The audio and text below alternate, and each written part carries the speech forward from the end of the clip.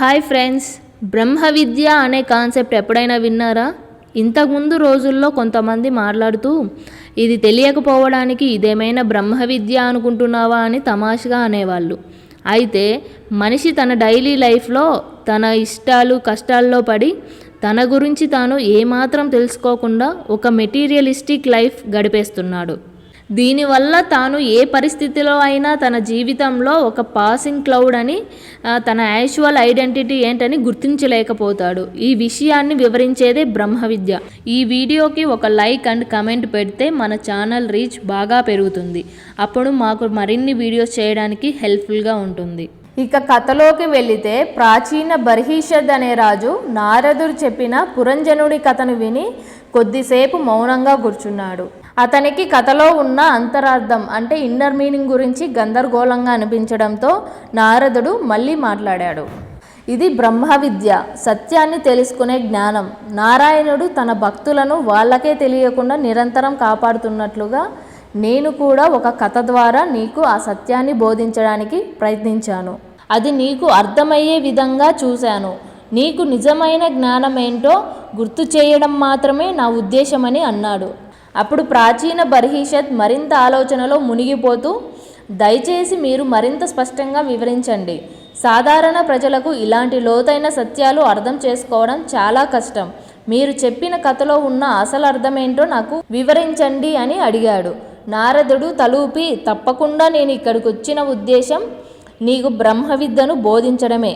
దీనికి తోడుగా నీకు నువ్వుగా దీన్ని అర్థం చేసుకోవాలనుకుంటున్నందుకు నేను సంతోషిస్తున్నాను. కాబట్టి శ్రద్ధగా విను. పురంజన అనే పేరు పురుష అనే శాశ్వతమైన ఆత్మను సూచిస్తుంది. అది ఒక శరీరంలో నివసించి దాన్ని ప్రకాశింపజేస్తుంది. పురుష నగరాన్ని అంటే శరీరాన్ని సృష్టించి అందులో నివసిస్తాడు. అందుకే అతన్ని పురంజన అని పిలుస్తారు. అంటే నగరంలో నివసించే వ్యక్తి అనే అర్థం. పురంజన శరీరంలో నివసించే నిత్యమైన ఆత్మ. అయితే అతనికి కనిపించని స్నేహితుడు. అవిజ్ఞత అంటే మనలో లోపల ఉన్న దైవత్వం లేదా మన మార్గాన్ని నిర్దేశించే శక్తి. ఆ విజ్ఞత కనిపించకపోయినా ఎల్లప్పుడూ పురంజనకు తోడుగా ఉంటాడు. మనకు తెలియకపోయినా మన లోపల ఆ పరమాత్మ అంటే సుప్రీం కాన్షియస్నెస్ ఎల్లప్పుడూ ఉంటుంది. సృష్టి మొదలవ్వక ముందు ఆ పరబ్రహ్మ తప్ప మరెవ్వరూ లేదు. పురుషు ఒంటరిగా ఉండేవాడు. మాయ వల్ల సృష్టి మొదలైంది. దాని నుంచి ప్రకృతి అంటే పదార్థ స్వభావం ఏర్పడింది. ప్రకృతి నుంచి మహాతత్వం అనే శక్తి ఆవిర్భవించింది. దీనివల్ల అహంకారం అనే తత్వం అంటే నేను అనే భావన ఉత్పన్నమైంది. ఈ ప్రక్రియలో జీవాత్మ జన్మించింది. ఇక విశ్రాంతి లేకుండా జీవాత్మ ప్రపంచాన్ని అనుభవించాలనే కోరికతో శరీరంలోకి ప్రవేశించింది. ఈ శరీరానికి 9 ద్వారాలు ఉన్నాయి. 2 కళ్ళు, 2 ముక్కు రంధ్రాలు, 2 చెవులు, 1 నోరు, 2 విసర్జన ద్వారాలు. ఈ ద్వారాలతో మనసుతో జీవాత్మ పదార్థ ప్రపంచాన్ని అంటే మెటీరియలిస్టిక్ వరల్డ్, ఇంకా కరెక్ట్గా చెప్పాలంటే మనం ఎక్స్పీరియన్స్ అయ్యే ఫిజికల్ ప్రపంచాన్ని అనుభవిస్తుంది. ఈ అనుభవాలను ఆస్వాదించడానికి మనసు చాలా ముఖ్యం. అయితే మనిషి శరీరమే భోగవతి నగరం అంటే భోగాలు నిండిన ప్రదేశం. పురంజని అనే శ్రీ జీవికున్న మనసు లేదా బుద్ధి ఇది ఇంద్రియ సుఖాలను అంటే సెన్సరీ ప్లెజర్స్ని ఆస్వాదించడంలో సహాయం చేస్తుంది. పురంజని వెంట ఉన్న 10 సహాయకులు ఇంద్రియాలు అంటే శరీరానికి ఉన్న మొత్తం 10 ఇంద్రియాలు, 5 జ్ఞానేంద్రియాలు అంటే 5 సెన్సరీ ఆర్గాన్స్, 5 కర్మేంద్రియాలు అంటే 5 ఆర్గాన్స్ ఆఫ్ యాక్షన్. ఈ 10 మంది సహాయకుల వెంట ఉండే వందలాది స్త్రీలు ఇంద్రియాలు చేసే వివిధ పనులను సూచిస్తుంది. 5 తలల పాము ప్రాణవాయువును సూచిస్తుంది. అది ప్రాణ, అపాన, వ్యాన, ఉదాన, సమాన అనే 5 రూపాలలో ఉంటుంది. నగరంలోని 9 ద్వారాలు అనుభవించడానికి చర్చలకు అవసరమయ్యే సాధనలు అంటే ఎక్విప్మెంట్. మనసు బయట ప్రపంచంతో అది ఇచ్చే సుఖాలపై దృష్టి పెట్టినప్పుడు ఆత్మ ఆ ప్రపంచం మీద ప్రేమ పెంచుకొని కట్టడి అవుతుంది. అందుకే పురంజనుడు తాను పురుష అనే ఆత్మ అన్న విషయాన్ని, తన నిజస్వరూపాన్ని మర్చిపోయి పురంజని అనే మనసు కట్టడిలో ఉండి దాన్నే ఫాలో అవుతాడని ఆ కథలో నారదుడు చెప్పాడు. నగరం చుట్టూరా ఉన్న తోట ఇంద్రియాల ఆనందాలను సూచిస్తుంది. ఇది మనసును ఇంద్రియాలను సంతోషపెడుతుంది. జీవాత్మ మనసుతో అది కోరుకున్న భోగాలతో కోరికలతో బంధం ఏర్పరచుకున్నప్పుడు ఒక మాయలో చిక్కుకుంటుంది. పురంజనుడు భోగవతి నగరంలో 100 సంవత్సరాలు జీవించాడని చెప్పడం మనిషికి ఉండే జీవిత కాలాన్ని సూచిస్తుంది. ఇక్కడ మెన్షన్ చేసిన జీవితకాలం ఈ 21st సెంచరీదైతే కాదు, యాక్చువల్గా ఉండాల్సిన జీవితకాలం. ఇక చంద్రవేగుడు ఆ నగరంపై చేసే దాడి గడిచే కాలాన్ని సూచిస్తుంది. ఇది ఎల్లప్పుడూ ముందుకు సాగుతూనే ఉంటుంది. 360 గంధర్వులు సనాతన క్యాలెండర్కి సంబంధించిన సంవత్సరంలో రోజులను సూచిస్తాయి. వారి పక్కన ఉండే నల్లటి స్త్రీలు రాత్రిలను సూచిస్తాయి. కాలం ముందుకు సాగే కొద్దీ జీవితం గడిచిపోతూ ఉంటుంది. చివరకు జ్వర అనే ఉద్యాపం వచ్చి యవనేశ్వరుడు అనే మరణానికి సాయం చేస్తుంది. ఇక యవనులు అంటే శరీరంతో పాటు మనసుకు వచ్చే వ్యాధులు. ప్రజ్వర జ్వరాన్ని మరణాన్ని వేగవంతం చేసే అనారోగ్యాలను సూచిస్తాయి. ఎప్పుడైతే ఆత్మ మనసు శరీరంపై అనుబంధం ఏర్పరచుకుంటుందో అది నేను నాది అనే అహంకార భావనలు కలిగిస్తుంది. ఈ భావనలు శరీరానికి సంబంధించిన బాధలు తెచ్చిపెట్టడమే కాకుండా జీవాత్మ ఈ మెటీరియలిస్టిక్ వరల్డ్లో ఉండే సుఖదుఖాలను అనుభవిస్తుంది. అయితే దీనికి పరిష్కారం ఏంటి అని చెప్పాలంటే, ఒక వ్యక్తి కలలో ఉన్నప్పుడు ఆ ప్రపంచమంతా నిజమని భావించి దాని భావోద్వేగాలు, సంతోషాలు, బాధలు అన్నిటినీ అనుభవిస్తాడు. అదేవిధంగా జీవాత్మ శరీరంలో చిక్కుకున్నప్పుడు ఈ మెటీరియలిస్టిక్ వరల్డ్ నిజమని నమ్ముతుంది. ఎలాగైతే కళ నుండి మేల్కున్నప్పుడు మాత్రమే ఆ కళలో ఎదురైన అనుభవాలు, భ్రమలు అంటే ఇల్యూషన్స్ అని తెలుస్తాయో, అదేవిధంగా జీవాత్మ కూడా మేల్కొని తన ఉనికిని నిజంగా గ్రహించాలి. మెలకువ రావడం అంటే బ్రహ్మజ్ఞానాన్ని, ఆత్మకి ఉన్న నిజమైన స్వరూపాన్ని తెలుసుకోవడం. అది జరిగిన తర్వాతే ఈ ప్రపంచంలో ఉన్న సుఖదుఖాలకు బానిస అయ్యే అవసరం లేదని, ఇది కేవలం మాయ చేత సృష్టించబడిన భ్రమలని గ్రహిస్తుంది. ఇలా పురంజనుడి కథ వినడం పూర్తయిన తర్వాత ప్రాచీన బర్హిషద్ రాజు నిశ్శబ్దంగా ఉండి నారదుడు ఇచ్చిన లోతైన జ్ఞానం గురించి ఆలోచిస్తూ కూర్చున్నాడు. ఆ రాజు ఆలోచనలో చిక్కుకుపోయి ఆ బ్రహ్మజ్ఞానాన్ని అర్థం చేసుకోవడంలో ఇంకా కష్టపడుతున్నాడని నారదుడు గమనించి మరిన్ని విషయాలు చెప్పడం మొదలుపెట్టాడు. మనిషికి ఈ సత్యాన్ని తెలుసుకోవడం నారాయణుడి పట్ల ఉండే అమితమైన భక్తితోనే సాధ్యం. ఈ భక్తి మనిషి యొక్క మనసుని భౌతిక ఆనందాల నుంచి దూరం చేసి జీవాత్మకున్న అసలైన స్వరూపాన్ని గ్రహింపజేస్తుంది. నారాయణుడి కథలు వినడం, అతన్ని పగలు రాత్రి ధ్యానించడంతో జనన మరణాలు అనే చక్రం నుండి బయటపడొచ్చు. పురంజనుడి కథలో అతను మరణించిన తర్వాత విదర్భ రాజకుమార్తెగా పునర్జన్మ పొందాడు. గొప్ప కుటుంబంలో జన్మించడం అతని అదృష్టం. దానితో పాటు మలయధ్వజ పాండ్యరాజుకి భార్యగా నారాయణుడి భక్తుడైన అతనితో కలిసి జీవించింది. వారికి 7 కుమారులు, 1 కుమార్తె పుట్టారు. ముందుగా శ్రవణంతో మొదలు పెడతారు. అంటే నారాయణుడి కథలు వినడం తర్వాత కీర్తనం వస్తుంది. అప్పుడు మీరు నిరంతరం వాటిని పాడుతారు. స్మరణం అనేది మీరు ఎల్లప్పుడూ అతన్ని స్మరిస్తారు. పాదసేవనం అంటే ఆయన పాదాలకు సేవ చేయడం. అర్చన అంటే అతనికి పూజలు చేయడం. వందనం అంటే అతన్ని ప్రార్థించడం. చివరిగా ధ్యానం అంటే అతనిలో ఏకమైపోవడం.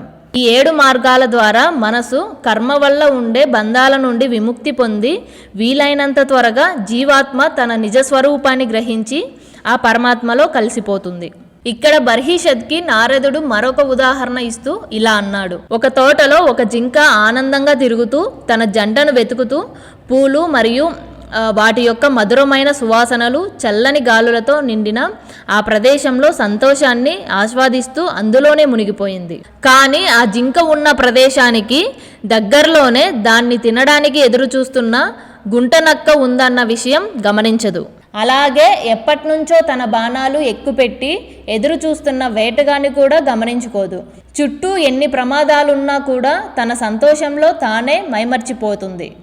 సేమ్ అలానే మనిషి జీవితం కూడా నచ్చిన విషయాలు దక్కించుకోవడానికి, కోరికలు తీర్చుకోవడానికి మనుషులు ఏదేదో చేస్తూ సమయం అనే నక్క, మరణం అనే వేటగాడు వారికి మెల్లగా దగ్గరవుతున్నారు. ఈ పురంజనుడి కథలో నారదుడు ఆ రాజుకి ఒక్కటే చెప్పాలనుకున్నాడు. అదేంటంటే, ఈ కర్మలు కేవలం తాత్కాలిక ఫలితాలు మాత్రమే ఇస్తాయి. నువ్వు వీటికంటే ఉన్నతమైన వాటి కోసం ప్రయత్నించాలి.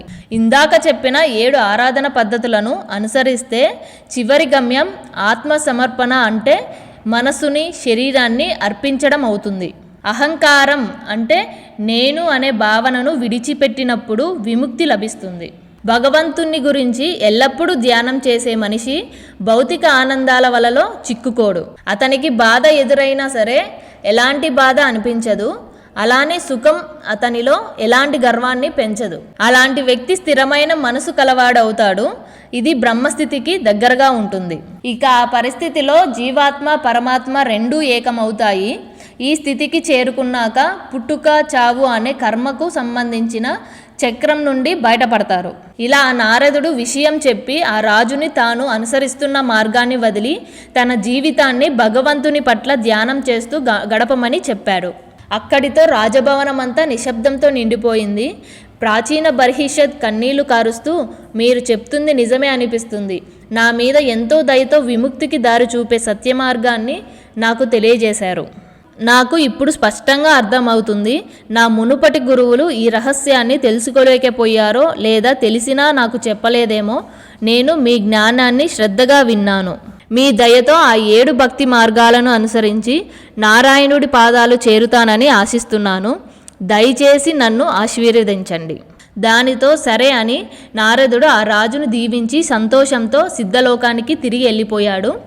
ప్రాచీన బర్హిషద్ యాగకర్మలను, తన రాజ్యాన్ని వదిలేసి పూర్తిగా నారాయణుడి పాదాలను ధ్యానించడం మొదలుపెట్టాడు.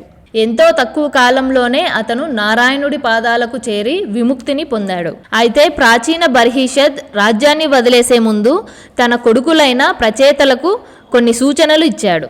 వాటి ప్రకారం వాళ్ళు రుద్ర స్తోత్రాన్ని జపిస్తూ నీటిలో తపస్సు చేస్తూ విష్ణువుని ఆరాధించారు. 10,000 సంవత్సరాల తపస్సు తర్వాత విష్ణుమూర్తి గరుత్మంతుని మీద ఆహ్లాదకరమైన రూపంలో వాళ్లకు ప్రత్యక్షమై ఆశీర్వాదాలు అందించారు.